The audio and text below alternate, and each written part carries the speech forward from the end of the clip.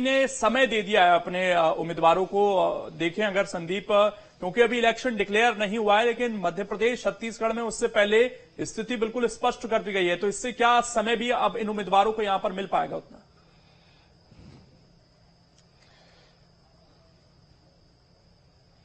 देखिए, सबसे बड़ी बात यह है लोकेंद्र की आमतौर पर यह देखने को नहीं मिलता है। यह शायद चुनावी इतिहास में पहली दफा होगा लोकसभा में, या जो अभी इलेक्शन को अनुभव कर रहे हैं या देख रहे हैं उन लोगों के जीवन में यह पहली बार होगा कि वो इलेक्शन का ऐलान अभी नहीं हुआ है। तारीखें आना अभी बाकी है, आचार संहिता लगना भी अभी बाकी है, लेकिन चुनावी उम्मीदवारों की घोषणाएं ऐसे हो रही हैं जैसे 2-4 दिन बाद में इलेक्शन होने वाले हैं। आमतौर पर अनुभव ये रहा है कि जब नामांकन दाखिल करने के लिए आखिरी तारीख होती है तब जाकर उम्मीदवारों के नाम का ऐलान किया जाता है। यहां तो होड़ लगी हुई है। बीजेपी ने जिस तरह से पहली सूची में 24 नाम घोषित कर दिए थे, फिर कांग्रेस भी पीछे नहीं रही, फिर जो शेष बची भी सीटें हुए हैं उसमें भी बीजेपी ने नाम घोषित कर दिए हैं। तो ये तो इलेक्शन के इतिहास में शायद पहली दफा देखने को मिल रहा है, या जो लोग इलेक्शन ये देख रहे हैं उनको पहली दफा अनुभव होगा कि इलेक्शन से पहले ही इलेक्शन वाला माहौल आ गया है, उम्मीदवार का चयन हो गया है, और इस इलेक्शन के बाद में अब ये तुरंत दौरा करने के लिए लोगों से मेल मुलाकात के लिए निकल पड़ेंगे। देखिए, अहम बात होती है, यदि ये उम्मीदवार चुनावी आचार संहिता में लोगों से मेल मुलाकात करेंगे तो ये केवल इशारों में बात कर सकते हैं। अभी कोई चुनावी खर्च जितना जो भी ये जहां जाएंगे दौरे करेंगे, तामझाम दिखाएंगे, इसमें कोई चुनावी खर्च इनके खाते में आने वाला नहीं है। कोई भी घोषणा भी कर सकते हैं ये लोग, ये भी चुनावी आचार संहिता के उल्लंघन के दायरे में नहीं आएगा। तो सबसे सुनहरा मौका तो इन उम्मीदवारों के लिए यह है जिन उम्मीदवारों का अभी नाम ऐलान हो चुका है, आचार संहिता के पहले हो जाएगा, उनके लिए सुनहरा मौका है कि वो मतदाताओं से खुलकर बात कर सकते हैं, खुलकर बातचीत दे सकते हैं, और यदि मौका मिला तो वो काम की शुरुआत भी कर सकते हैं और ये संदेश दे सकते हैं कि देखिए आपने काम कहा है, हमने काम शुरू कर दिया है और ये काम हो भी जाएगा। तो जनता के लिए भी अच्छा मौका है और उम्मीदवारों के लिए भी अच्छा मौका है कि वो अपने काम को, अपने जज्बे को दिखा सकते हैं कि वो किस तरह काम करने के लिए आतुर हैं लोगों के बीच में। और तसल्ली की बात यह है कि वो कुछ भी करेंगे, वो आचार संहिता के उल्लंघन के दायरे में नहीं आएगा। तो सबसे बड़ा फायदा भी अगर इसमें थोड़ा जोड़े संदीप, तो हमने देखा था कि जब शिवराज सिंह चौहान के कार्यक्रम हो रहे थे, चाहे वो लाडली बहना के हों या दूसरे हों, उनमें वो उम्मीदवार रहते थे जो डिक्लेयर हो चुके थे, और उन कार्यक्रमों के जरिए, बेशक वो सरकारी कार्यक्रम थे, बट उनसे वोट लिए जाते थे और ये कहा जाता था कि इनको वोट कीजिए तो आगे जाकर आपके काम हो जाएंगे। अभी भी हम ये देख रहे हैं, क्योंकि लगातार अलग अलग जगहों पर जो सरकार के कार्यक्रम हैं वो हो रहे हैं और उनमें वो प्रत्याशी पहुंच रहे हैं, तो इसका एक बहुत बड़ा एज मिल सकता है इन लोगों को।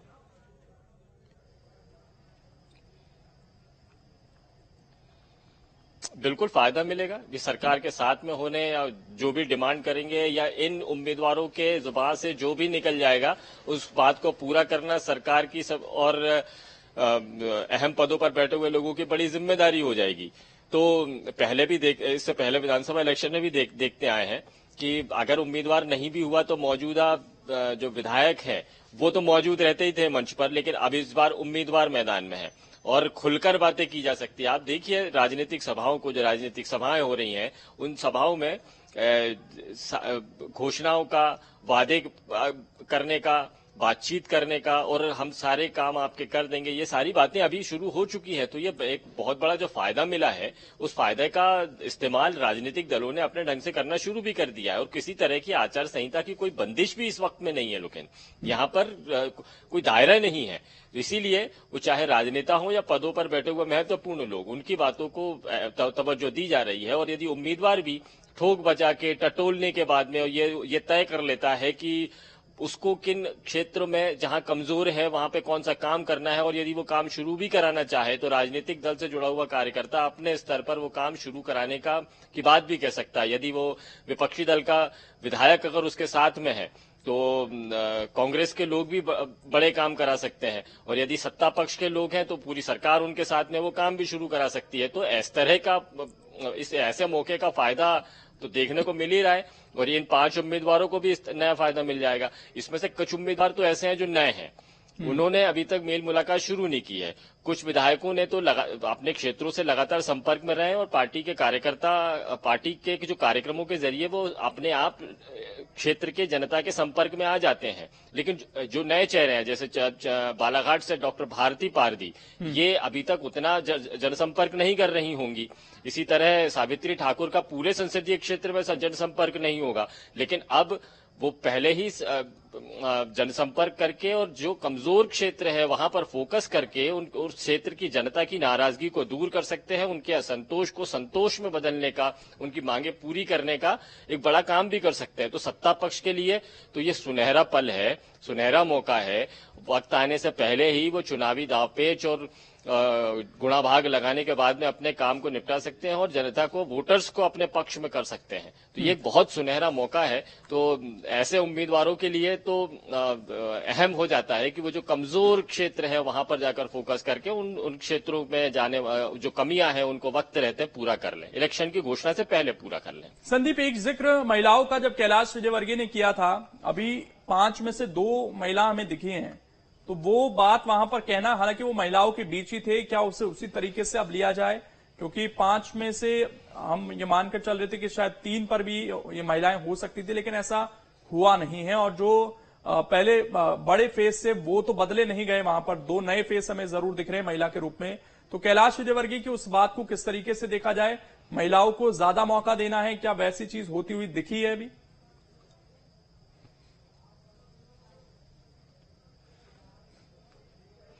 देखिए, भले ही इंदौर में ना हुआ हो, लेकिन बाकी की सीटों पर हुआ है। ढाल सिंह बिसेन बालाघाट से अभी तक सांसद थे, लेकिन अब यहां पर महिला उम्मीदवार है। इसी तरह धार में अब गजेंद्र सिंह नहीं है, अब यहां पर नए उम्मीदवार हैं। तो यहां मौका तो महिला को मिल गया है। यानी जो पार्टी के अंदर इंटरनल सिस्टम में जो बातें चल रही थी कि महिलाओं को ज्यादा से ज्यादा मौका दिया जाना है, अगर तलाशना है तो तलाशी है और उस पर चर्चा की जाएगी। तलाश भी हुई भी होगी, लेकिन शायद वो नाम तय नहीं हो पाया होगा। वो जो मापदंड है, मैं रोक रहा हूं 1 मिनट संदीप आपको। इस वक्त बंटी साहू हमारे साथ फोन लाइन पर जुड़ गए हैं। बंटी जी, बहुत स्वागत है आपका। और टिकट मिला है सर, कितनी बड़ी चुनौती छिंदवाड़ा में मान रहे हैं अपने लिए? जी, मैं एक तो सर्वप्रथम हमारे देश के यशस्वी प्रधानमंत्री नरेंद्र मोदी जी का बहुत बहुत धन्यवाद देना चाहूंगा। हमारे राष्ट्रीय अध्यक्ष जेपी नड्डा जी, हमारे देश के यशस्वी गृह मंत्री अमित शाह जी, साथ ही साथ हमारे प्रदेश के यशस्वी मुख्यमंत्री डॉक्टर मोहन यादव जी और हमारे यशस्वी प्रदेश अध्यक्ष सम्मानीय वीडी शर्मा जी का बहुत बहुत आभार और धन्यवाद व्यक्त करना चाहूंगा कि मेरे जैसे छोटे से कार्यकर्ता को इतनी बड़ी जिम्मेदारी दी है। और निश्चित तौर पर यह मोदी जी का चुनाव है और छिंदवाड़ा इस बार इतिहास रचने जा रहा है। लेकिन अभी विधानसभा चुनाव में भी आपने पूरी कोशिश की थी, जीत नहीं मिली। क्या लोकसभा चुनाव में उम्मीद है कि नकुल नाथ को टक्कर दे पाएंगे? देखिए, विधानसभा चुनाव में मुख्यमंत्री के नाम पर छिंदवाड़े के लोगों को छला गया और वो छलावे से छिंदवाड़े की जनता अब उनके छलावे में नहीं आने वाली है और भारतीय जनता पार्टी का साथ देने वाली। चुनाव मोदी जी का चुनाव है, यह चुनाव राष्ट्र का चुनाव है। यह चुनाव मध्य प्रदेश देश के एक एक नागरिक जिनकी मंशा है कि भारत माता परम एवं विराजे, भारत विश्व गुरु बने, तो वो ये सारी चीजें मोदी जी कर सकते हैं। चुनाव मोदी जी का और निश्चित तौर पर इस बार छिंदवाड़े में विजयश्री हासिल होगी। लेकिन वहां पर कमलनाथ जिस तरीके से दावे करते हैं और उनको पार्टी चाहती है कि वो दूसरी जगह से चुनाव लड़ें, ऐसी खबरें हैं, बालाघाट से खबर चली, जबलपुर से चली, लेकिन उन्होंने कहा कि मैं छिंदवाड़ा नहीं छोड़ूंगा। उनके बेटे तो हैं ही, लेकिन कमलनाथ भी साफ कर रहे हैं कि वो छिंदवाड़ा में ही रहेंगे। तो आपको लगता है कि इससे जो जनता है वो उनके प्रति और अटैच हो सकती है कि वो कम से कम अपने क्षेत्र को छोड़ने के लिए तैयार नहीं है? नाथ जी कहते हैं कि छिंदवाड़ा उनका परिवार है, तो मैं भी छिंदवाड़े का हूँ और अगर वो परिवार बात और उसमें ना पड़े तो कमलनाथ जी को मेरा सहयोग करना चाहिए, क्योंकि छिंदवाड़ा मेरी जन्मभूमि रही है, कर्मभूमि रही है। और अगर परिवार मानते हैं तो उनको छिंदवाड़े के बेटे को पहले साथ देना चाहिए, उन्होंने कमलनाथ जी को मेरा साथ देना चाहिए। पिछली बार 37,000 के करीब का अंतर था विवेक जी, तो इस बार क्या लगता है कि इसको पाट पाएंगे? इस बार लोकसभा चुनाव हम भारी बहुमतों के साथ छिंदवाड़ा से जीतेंगे। लेकिन एक छिंदवाड़ा मॉडल की बात होती है, जनता के बीच आप क्या बताएंगे, कैसे उस मॉडल को टैकल करेंगे, आपकी क्या रणनीति है? छिंदवाड़ा मॉडल भारतीय जनता पार्टी की सरकार जब से बनी है, चाहे 2003 के बाद मध्य प्रदेश में भाजपा की सरकार बनी या फिर 2014 के बाद जब मोदी जी की दिल्ली में सरकार बनी, तो जो छिंदवाड़े का विकास हुआ भाजपा के शासनकाल में हुआ है और ये जनता के बीच में हम लेकर के तब्दीली जाएंगे। एक चीज और बताइएगा विवेक जी कि बहुत सारे लोग, अभी ये संख्या तो 2000 के पार बताई जा रही है, छिंदवाड़ा के लोग अभी जुड़े हैं बीजेपी से, इससे क्यों ऐसी जरूरत पड़ी, क्यों कांग्रेसियों को आप लोग ला रहे हैं बीजेपी में?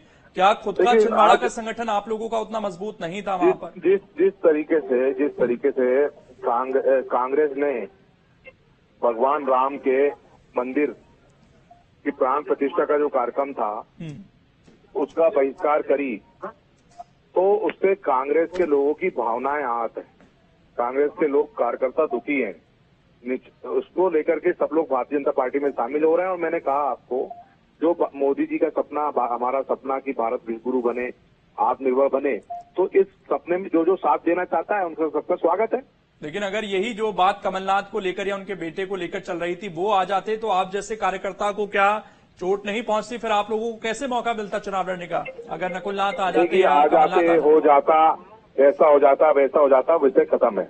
अब तो यह है कि हम छिंदवाड़ा से भारतीय जनता पार्टी को बेइज्जती दिलवानी है। तो वो जो कार्यकर्ता आपके साथ जुड़े हैं, क्या वैचारिक रूप से अब वो कमलनाथ के खिलाफ लड़ पाएंगे वहां पर? बिल्कुल पूरी ताकत से सब लोग लगे। तो कामना आपको बहुत बहुत। एक चीज और, क्योंकि अभी जो विधानसभा चुनाव हुआ वहां पर 7 विधानसभा में बीजेपी जीती, कांग्रेस जीती, माफ कीजिएगा, तो उसके बाद अभी 2-3 महीने में आपको ऐसा क्या लगता है कि चेंजेस आए होंगे और जनता का दिल बिल्कुल बदलेगा वहां पर?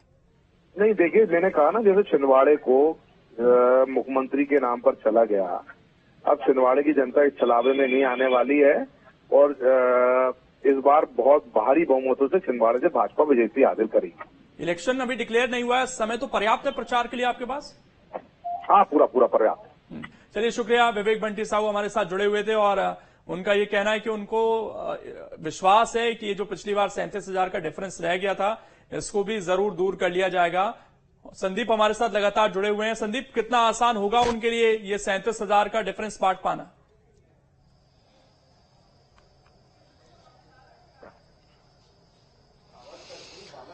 देखिए, बहुत मुश्किल है, चुनौती है, लेकिन वक्त से पहले उनको टिकट दिया गया है। असंतोष जहां पर है, जो कमियां हैं, उनको दूर करने के लिए पूरा वक्त है। पूरे बीजेपी की सरकार, केंद्र सरकार उनके राज्य सरकार उनके साथ में है, तो जो विवेक बंटी साहू के लिए पूरा मौका है काम करने के लिए। नकुलनाथ को चुनौती देना है तो सब बहुत मौके उनके पास में बहुत है, लेकिन मुश्किल इस बात की है कि छिंदवाड़ा लोकसभा की एक भी सीट बीजेपी के पास नहीं है। पूरी ताकत तो इससे पहले विधानसभा इलेक्शन में भी लगाई थी उन्होंने, लेकिन एक भी सीट पूरे संसदीय क्षेत्र की बीजेपी के पास में नहीं है। सारी जो जुगत बीजेपी ने लगाई थी, चाहे महिला उम्मीदवारों को मौका देना हो, आदिवासी सीट पर मोनिका भट्टी जैसी नेत्री को चुनावी मैदान में उतारा, ठेठ और खाटी की आदिवासी सीट से उनको मैदान में उतारा गया, लेकिन वो पैतरा काम नहीं आया, बीजेपी हार गई। तो ये लोकसभा की सारी सीटों पर जहां पूरी ताकत लगाने के बाद में भी विधानसभा का एक सीट भी हासिल नहीं कर पाई, वहां पर बीजेपी लोकसभा इलेक्शन में किस तरह से चुनाव को मैनेज करेगी और विवेक बंटी साहू को जिता कर लाएगी, ये एक चुनौती तो है। बीजेपी इस चुनौती को मानती भी और इसीलिए उन्होंने कहा है कि अब पिछली बार 28 सीटें मध्य प्रदेश की जीती थी, अब 29 सीटें जीतेंगी। तो विवेक बंटी साहू तो एक चेहरा है जो एक जुझारू युवा नेता के तौर पर बीजेपी ने सामने पेश किया है। बीजेपी अपने पोलिंग बूथ रणनीति के तहत काम कर रही है और विवेक बंटी साहू अपने चेहरे की बदौलत, अपनी पार्टी को सामने रखकर या प्रधानमंत्री की तस्वीर को सामने रखकर ये लोगों से मिल मिला सकते हैं। उनके पास में मौका है, जहां कमियां हैं उन कमियों को दूर करना है। जो कांग्रेस को वोट देते हैं उनके उस वोट को बीजेपी के सामने तब्दील कर देना, ये एक बड़ा वो है। यानी आने वाला जो चुनाव होगा, चुनावी आचार संहिता से पहले ही बड़े रोचक तस्वीरें सामने आ सकती हैं। और अभी तो ये शुरुआत है लोकेंद्र। अभी बीजेपी की सारी 29 सीटें अब घोषित हो चुकी हैं। इसमें महिलाएं ज्यादातर, इसमें अधिकांश महिलाओं को भी मौके दिए गए हैं। ये प्रयोग किया है। कांग्रेस की सूची में एक भी महिला भी सामने नहीं आई थी, लेकिन उसके बावजूद मुकाबला रोचक है। एक तरफ बीजेपी ये मैसेज दे रही है कि हम नए निष्ठावान युवा और चेहरों को भी मौका देते हैं, हम पार्टी के निष्ठावान कार्यकर्ताओं को भी मौका देते हैं। तो ये जो फॉर्मूला है ये अब कांग्रेस ने भी अपना लिया और इसीलिए कांग्रेस ने भी जो सूची जारी की थी उसमें कई युवा और नए और ऐसे चेहरों को मौका दिया गया। तो रोचक चुनाव तो यह लिस्ट आने के साथ में ही शुरू हो गया है। अभी तो चुनावी कैंपेन शुरू होंगे, नेताओं की सभाएं शुरू होंगी, इन उम्मीदवारों को जनता के बीच में जाएंगे, तब और भी बातें होंगी, मुद्दे सामने आएंगे, बड़े बड़े नेताओं की वो होंगी, लेकिन तब चुनाव जितना रोचक होगा उससे पहले ही अभी हो चुका है। अभी तो कांग्रेस को अपनी दूसरी लिस्ट भी जारी करनी है जिसमें बाकी नाम भी होंगे। कांग्रेस क्या रणनीति अपनाती है ये भी देखना होगा। क्या दिग्गज चेहरों को मैदान में उतारा जाएगा, जैसे सिंधिया और शिवराज पर दांव खेला बीजेपी ने, और क्या कांग्रेस के जो दिग्गज हैं वो भी अलग अलग सीटों पर क्या मैदान में उतरेंगे? सिंधिया को चुनौती देने के लिए क्या कोई दूसरा बड़ा नेता आएगा? जैसे बात की जा रही है अरुण यादव यहां से चुनाव लड़ने की पेशकश कर चुके हैं, तो क्या यहां पर होगा, या कमलनाथ, दिग्विजय सिंह जैसे लीडर्स को भी मैदान में उतारा जा सकता है? और यदि जिस तरह से दूसरी सीटों पर नए और युवा चेहरों को मौका दिया है, चाहे उज्जैन हो, चाहे मंडला हो, चाहे धार जैसी सीट हो, यहां पर जिस तरह के लोगों को, नेताओं को मैदान में उतारा है, क्या ऐसे ही चौंकाने वाले चेहरे और लेकर आएंगे जो तरोताजगी देंगे पार्टी को और कार्यकर्ताओं में उत्साह बढ़ाएंगे और जीत की उम्मीद बनाकर देंगे? तो अभी तो बहुत सारे पत्ते खुलने बाकी है। चुनाव की घोषणा से पहले उम्मीदवारों की घोषणा नहीं चुनाव को रोचक बना दिया। आने वाले दिनों में और भी जब पत्ते खुलेंगे, ये राजनीतिक दल अपने पत्ते खोलेंगे, तब और भी कहानी दिलचस्प होगी। लेकिन इन 5 उम्मीदवारों की घोषणा के साथ में ही हम ये कह सकते हैं कि ये राजनीतिक दल जीत की मंशा के साथ में चुनावी मैदान में उतरने की प्लानिंग कर चुके हैं। अभी तो आने वाले दिनों में पोलिंग बूथ की प्लानिंग भी होगी, कैंपेनिंग भी होगी। तो ये किस तरह का होगा, तो ये चुनाव को और रोचक बनाएगा। ये आपने बड़े चेहरों का जिक्र किया संदीप, और इसमें एक बड़ा दिलचस्प सवाल ये